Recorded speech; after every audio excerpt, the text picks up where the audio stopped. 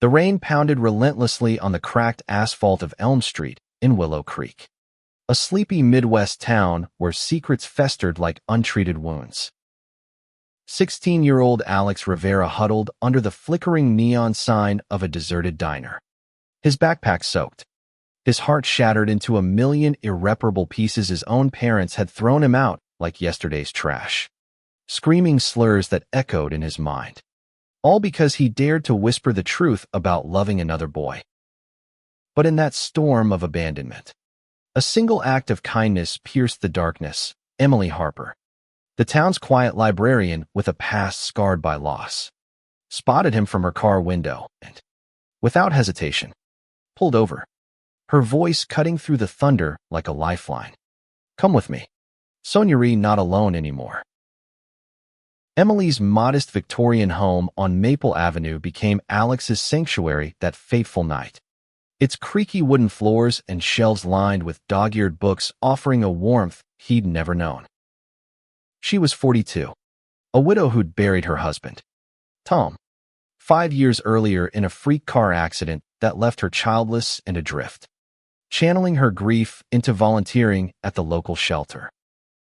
Alex, with his tousled dark hair and eyes that held the weight of betrayal, hesitated at first, his body trembling as he recounted the horror his father, a stern factory worker named Carlos Rivera, discovering a love letter to his classmate, Jake, and erupting in rage, while his mother, Maria, stood by in silent complicity, packing his bags and slamming the door. Emily listened without judgment, her own heart aching from memories of her brother, who had faced similar rejection decades ago before vanishing from their lives.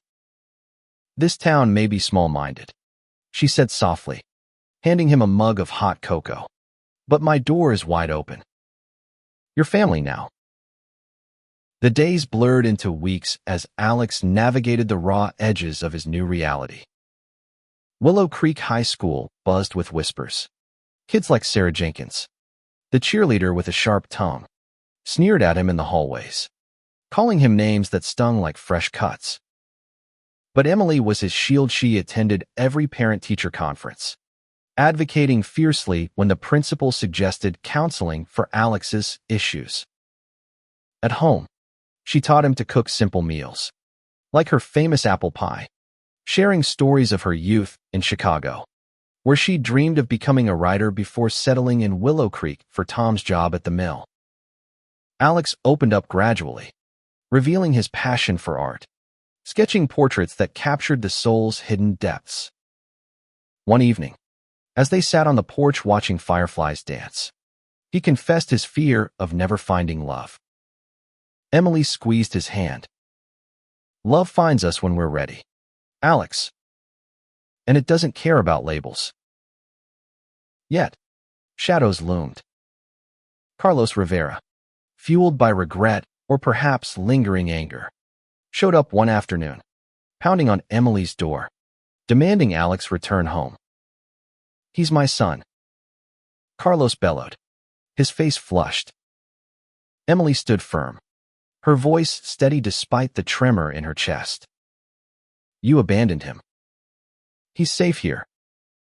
The confrontation escalated into a town scandal, with neighbors like old Mr. Thompson gossiping over fences. Alex hid upstairs, tears streaming, but Emily's resolve inspired him. She filed for temporary guardianship, battling bureaucracy in the county courthouse, where Judge Harlan, a conservative relic, questioned her motives. A single woman raising a troubled boy. He scoffed. Emily's testimony, raw and poignant, swayed him, troubled. He's brave. And every child deserves a home. Victory came, but at a cost. Emily's savings dwindled from legal fees, and Alex felt the burden of her sacrifice. As months turned to a year, their bond deepened into something profound, like roots intertwining in fertile soil. Alex joined the school's art club, where he met Riley Thompson, a relation to the nosy neighbor, a shy junior with freckles and a laugh that lit up the room. Riley was questioning his own identity, and their stolen glances in the studio evolved into whispered confessions under the bleachers. Their first kiss, tentative and electric, happened during a school trip to the nearby lake, where the water mirrored the stars. But Willow Creek's intolerance reared its head. A group of bullies, led by Jake's older brother, cornered them one night, hurling insults and threats.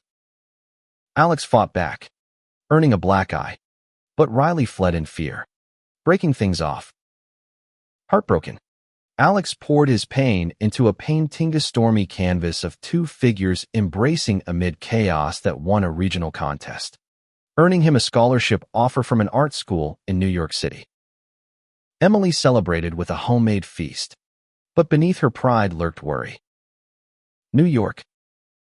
That's a world away, she murmured, folding laundry to hide her tears. Alex hugged her tightly. You've given me wings, Mom. He called her that now, the words slipping out naturally, mending fractures in both their souls.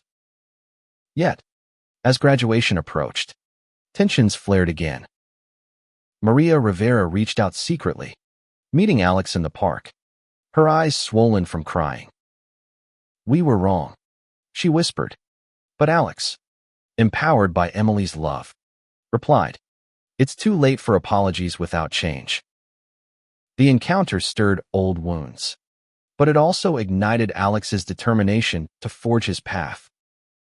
On the eve of his departure, Emily and Alex shared a quiet dinner. She gifted him Tom's old sketchbook, filled with unfinished drawings. He'd be proud, she said, her voice cracking. Alex promised to visit, but life had other plans. As the bus pulled away from Willow Creek's dusty station, Alex gazed back at the fading silhouette of his home, a mix of gratitude and sorrow swelling in his chest. Emily waved until he was out of sight, then returned to her empty house, the silence deafening. Little did she know, the boy she saved would one day return, not as a broken teen, but as a man who would redefine family. In the bustling streets of New York City, Alex Rivera stepped off the bus into a whirlwind of lights and noise, his heart pounding with equal parts terror and exhilaration. The scholarship to the Pratt Institute felt like a dream, but the reality hit hard. Dorm life, endless assignments, and the gnawing loneliness of a small-town kid in a metropolis. He threw himself into his studies, channeling the pain of Willow Creek into vibrant murals that explored identity and belonging, earning praise from professors like Dr. Elena Vasquez, who saw echoes of Basquiat in his work. Nights were the hardest. Memories of Emily's warm kitchen haunted him, prompting weekly calls that grew shorter as his schedule intensified. I'm fine, Mom, he'd assure her, but the truth was, he was adrift. Then came Lucas Chun, a photography major with sharp features and a gentle soul, who bumped into Alex at a campus gallery opening. Their conversation flowed like a river. Lucas, openly gay and from a supportive San Francisco family, shared stories of pride parades and acceptance. Alex opened up about his abandonment, the words tumbling out in a cathartic rush. Lucas listened, his hand brushing Alex's, sparking a connection that blossomed into romance. Their first date was magical, a picnic in Central Park under cherry blossoms, where Lucas captured Alex's laugh on film. You're beautiful, Lucas whispered, pulling him close. But love wasn't without storms. Alex's insecurities surfaced when Lucas's ex, a charismatic model named Tyler, reappeared, stirring jealousy. A heated argument ensued in their tiny apartment, Alex accusing Lucas of not understanding his scars. I've fought for every inch of who I am, Alex shouted. Lucas, tears in his eyes, replied, and I'll fight with you. They reconciled with a passionate embrace, vowing to build something real. Meanwhile, back in Willow Creek, Emily's life trudged on. The library faced budget cuts, threatening her job, and health issues crept in, a persistent cough that doctors dismissed as stress. She volunteered at an LGBT youth center in nearby Springfield, inspired by Alex, helping kids like Mia Gonzalez, a trans teen facing bullying. "You remind me of someone special," Emily told her, sharing Alex's story anonymously. Letters from Alex arrived sporadically, filled with sketches and tales of the city.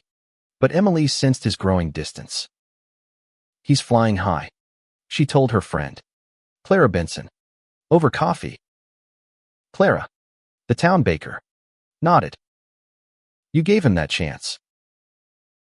Alex's career ignited when his thesis project series on found families went viral online, featured in the New York Times. Galleries clamored for his work, and with Lucas by his side, they traveled to exhibitions in LA and Miami. Romance deepened. On a moonlit beach in Florida, Lucas proposed with a simple silver ring. "Marry me, Alex. Let's create our own family." Overwhelmed, Alex said yes, but thoughts of Emily tugged at him. He hadn't visited in 3 years, guilt gnawing like a persistent ache.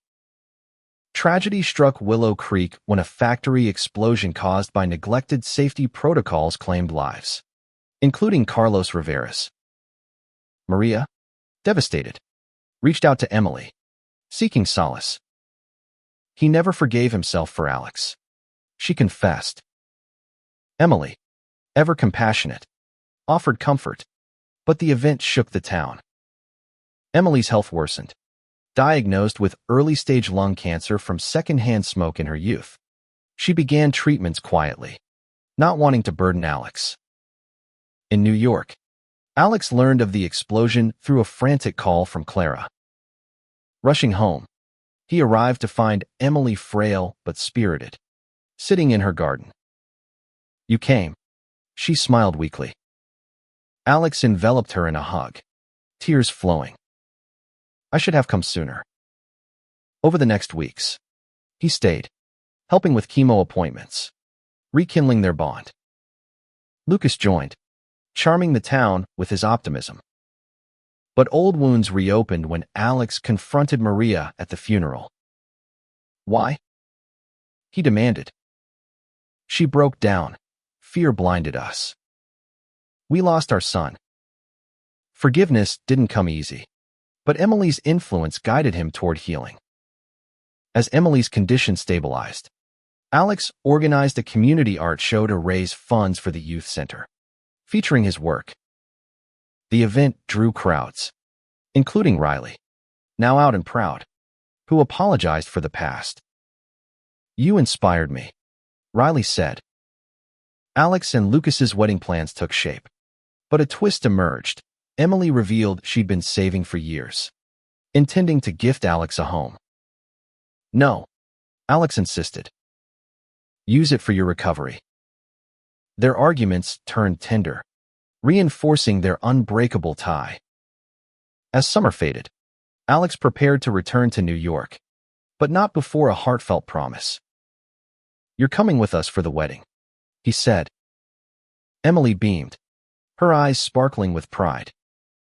In that moment, Alex realized family wasn't blood, it was the love that mended broken hearts. Back in the vibrant chaos of New York, Alex Rivera's life accelerated like a subway train at rush hour. His art gallery debut sold out, critics hailing him as a voice for the marginalized, with pieces like Abandoned Embrace evoking his Willow Creek origins. Lucas, now his fiancée, balanced their world with freelance gigs, capturing Alex's essence in black and white portraits that adorned their Brooklyn loft. Yet, Emily's illness lingered in Alex's mind. He flew back monthly, witnessing her resilience during radiation sessions at the Springfield clinic. Emily's treatments were grueling: nausea, fatigue, hair loss, but she faced them with quiet dignity, drawing strength from Alex's visits. "Seeing you thrive is my medicine," she'd say, clutching his hand. During one stay, Alex discovered Emily's hidden journals, pages filled with her unspoken dreams, writing a novel about second chances. Inspired, he encouraged her. Let's do it together. They began outlining, Emily's voice gaining vigor as she recounted her life growing up in a strict Chicago household, marrying Tom young, losing him too soon. Romance with Lucas hit a snag when work demands pulled them apart. Lucas's assignment in Europe lasted weeks, leaving Alex vulnerable to doubts. A chance encounter with Tyler at a party stirred old jealousies. Tyler flirted shamelessly, and Alex, tipsy, almost succumbed. Guilt consumed him. He confessed to Lucas over a video call. I messed up, Alex sobbed. Lucas, hurt but understanding, flew back early. We're human. Let's fix this. Their reconciliation was intense. A night of raw honesty and renewed passion, solidifying their commitment. In Willow Creek, community shifts occurred. The youth center, bolstered by Alex's fundraiser, expanded, with Emily leading workshops on acceptance. She mentored Mia, who came out to her parents successfully, thanks to Emily's guidance. But backlash arose. Conservative town council members, led by Judge Harlan's son, pushed to defund the center, labeling it indoctrination. Emily rallied supporters. Her speech at the town hall electric. Love isn't a threat, ignorance is. Alex, remotely involved, used his platform to amplify the cause, posting videos that garnered national attention. Personal revelations deepened. Emily confided in Alex about her brother, David, who disappeared after coming out in the 80s. I failed him, she whispered. Alex, moved, hired a private investigator. Weeks later, news arrived. David was alive in Seattle, estranged but open to reconnection. Emily's tearful phone call with him was a breakthrough, healing decades-old pain. Alex's career peaked with a commission for a mural in Times Square, themed around unity. Lucas photographed the process, their love evident in every frame. But a health scare hit. Alex fainted from exhaustion, prompting a doctor's visit revealing stress-induced anxiety. You carry the world, Lucas said, urging therapy. Sessions unearthed buried trauma from his abandonment, leading to cathartic breakthroughs. Back home, Emily's cancer went into remission, a miracle celebrated with a town picnic. Alex surprised her by flying David in. The siblings' reunion was emotional, hugs and stories flowing late into the night. Thank you, son, Emily told Alex. He smiled. Family finds a way. As wedding preparations intensified, venue in Central Park, guest list including Willow Creek folk extension built. Maria Rivera asked to attend, seeking redemption. Alex hesitated, but Emily advocated, forgiveness frees us. He agreed, setting the stage for reconciliation. The eve of the wedding brought a storm, literal and metaphorical. Rain delayed flights, and Alex's nerves frayed. Lucas calmed him with a private vow renewal in their loft. No matter what, you're my home. The ceremony dawned clear. Emily walked Alex down the aisle, her pride radiant. Vows exchanged. Rings slipped on. Cheers erupted. Maria approached post-ceremony, offering a tentative hug. I'm proud, she said. Alex nodded, a weight lifting. Honeymoon in Hawaii was blissful beaches, sunsets, intimate moments. But thoughts turned to the future, adoption discussions, building a family like Emily had for him. Upon return, Alex learned Emily's novel was accepted for publication. Dedicated to my son, the inscription read. Overwhelmed, he planned a grand launch in Willow Creek, blending past and present. Yet, the biggest surprise loomed. Alex, now 25, had secretly bought Emily's dream cottage by the lake, renovated with his earnings. "Your new chapter," he'd say upon reveal. But that was for later first, savoring the journey.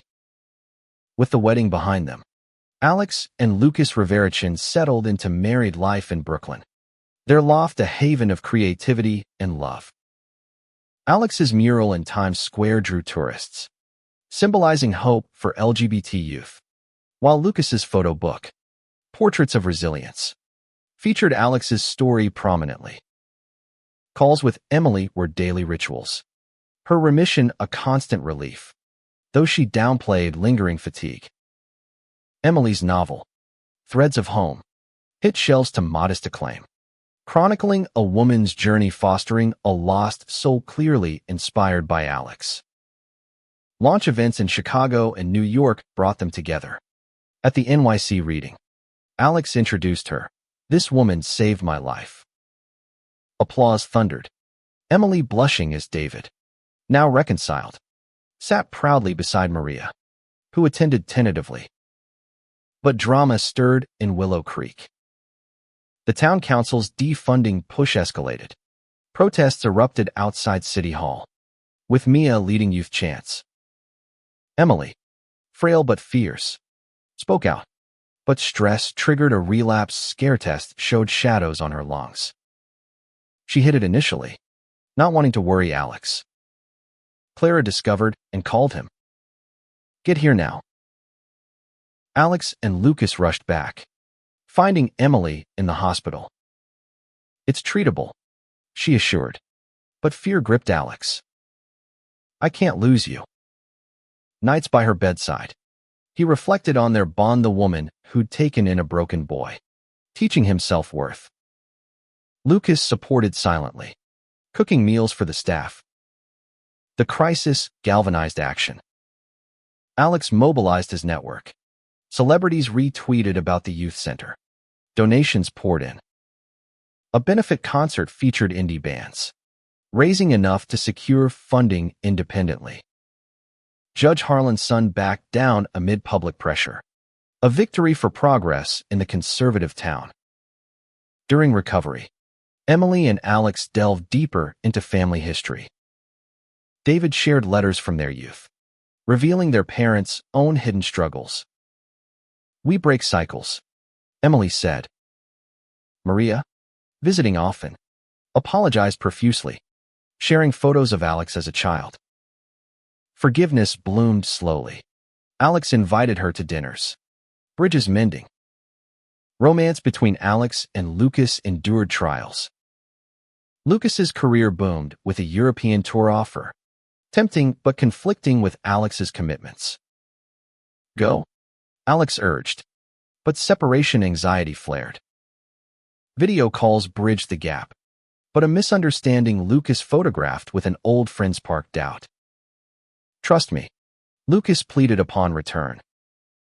They attended couples therapy, emerging stronger, planning a family via surrogacy. Alex's art evolved, incorporating family themes. A new series, Returned, depicted reunions, subtly nodding to his life. Galleries in Europe beckoned, but he prioritized Emily's health. She improved with experimental treatment, her spirit unbroken. A pivotal moment came when Mia, now graduating, credited Emily and Alex for her confidence.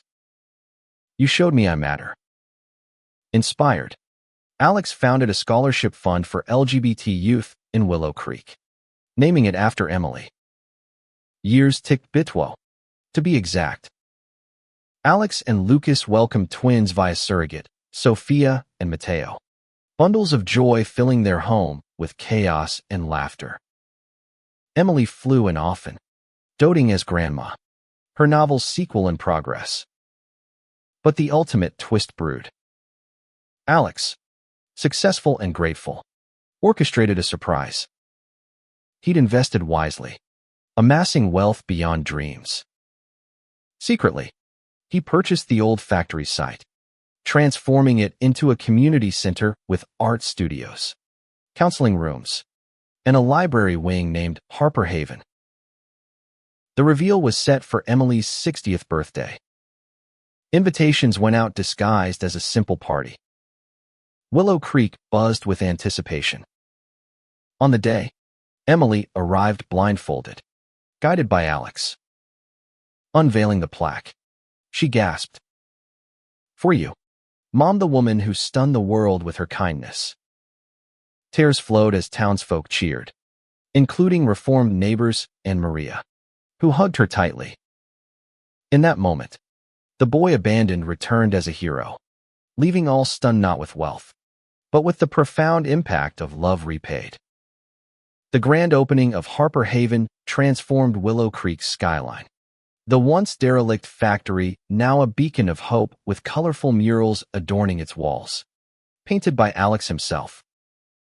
Emily stood at the ribbon cutting, scissors in hand, her eyes misty as the crowd hundreds strong, including out-of-towners drawn by media buzz applauded. "This isn't just a building," she declared, voice trembling with emotion. "It's a testament to second chances, to the families we choose." Alex, beside her with Lucas and the twins, felt a surge of fulfillment. The boy who'd arrived broken had built something unbreakable. Flashbacks haunted Alex in quiet moments the rainy night. Emily's outstretched hand, the years of nurturing that shaped him. Now, at 28, he balanced fatherhood with his thriving career. Exhibitions in Paris and Tokyo showcasing his evolution. Lucas, ever the anchor, documented their family life, turning it into a best-selling photo essay on modern love. Emily thrived in remission, her novels gaining a cult following, inspiring adaptations. She moved part-time to New York, babysitting Sophia and Mateo, sharing stories of Willow Creek's transformation. The youth center within Harper Haven hosted pride events, safe spaces where kids like young Alex found solace. Mia, now in college, volunteered, paying it forward. Reconciliation with Maria deepened. She joined family holidays, spoiling the grandkids. "You've taught me grace," she told Alex one Thanksgiving, as they carved turkey in Emily's old home, now a weekend retreat. But life threw curveballs. Lucas faced a health scare, a benign tumor testing their vows. Alex's support mirrored Emily's past kindness, nursing him through surgery. "We're in this together," Alex whispered, echoing words from years ago. Professionally, Alex's magnum opus interactive installation on Identity debuted at the MoMA, drawing acclaim. Critics noted its emotional depth, rooted in personal pain turned triumph. The story's climax unfolded during a family reunion at Harper Haven. Emily, sensing her time waning despite health, gathered everyone. "I've lived a full life because of you," she said, toasting Alex. He revealed another surprise, a foundation in her name, funding global LGBT initiatives. As night fell, fireworks lit the sky, symbolizing bursts of hope. Alex held Lucas close, twins asleep on their laps, Emily beaming. "You stunned us all," she whispered to him. In the end, the abandoned boy returned not just to repay, but to remind the world, kindness ripples, love conquers, and family is forged in the fires of acceptance. Willow Creek, once a place of rejection, became a haven, its legacy enduring through generations.